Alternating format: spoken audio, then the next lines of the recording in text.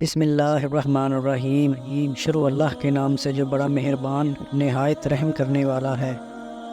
جب حضرت نوح علیہ السلام کشتی بنا رہے تھے تو ایک مومنہ بوڑھی عورت روز اللہ کے نبی کے پاس اپنی گٹھڑی لے کر آتی اور کہتی اے اللہ کے نبی بھی کم کشتی روانہ ہوگی۔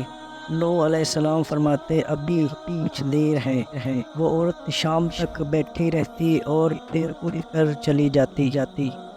ایک دن حضرت نوح علیہ السلام نے فرمایا کہ اے عورت، جب جانا ہوا تو تمہیں بتا دیا جائے گا۔ یہ عورت واپس چلی گئی اور انتظار کرنے لگی کہ کب نوح علیہ السلام مجھے بلائیں گے۔ اس دوران عذاب آ گیا اور کشتی روانہ ہو گئی، لیکن حضرت نوح علیہ السلام نے اس عورت کو نہ بلایا۔ ظاہری طور پر حضرت نوح علیہ السلام کو اس کو بلانا یاد ہی نہ رہا۔ جب طوفان تھما تو ایک دن نوح علیہ السلام کے دل میں محبت اٹھی کہ شہر کو دیکھوں جہاں سے چلا تھا۔ وہاں آئے اور قریب جا کر دیکھا تو ایک جھونپڑی میں دیا جل رہا تھا۔ نوح علیہ السلام یہ دیکھ کر چونک گئے کہ روئے زمین پر کوئی ایسا گھر بھی ہے کہ اتنے عظیم طوفان کے بعد بھی جس میں چراغ جل رہا ہے۔ انہوں نے وہاں تکبیر بلند کی تو وہ عورت سامان لے کر آ گئی اور کہنے لگی یا اللہ کے نبی، کیا کشتی تیار ہے؟ چلیں۔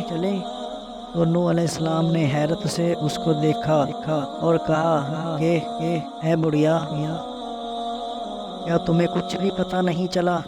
وہ کہنے لگی اے اللہ کے نبی، مجھے کیا پتہ نہیں چلا، بس ایک دن بادل گرجے تھے اور کچھ ہلکی سی فہار پڑی تھی۔ حضرت نوح علیہ السلام حیران ہو کر آسمان کی طرف دیکھنے لگے اور کہا اے میرے اللہ، یہ کیا ماجرا ہے؟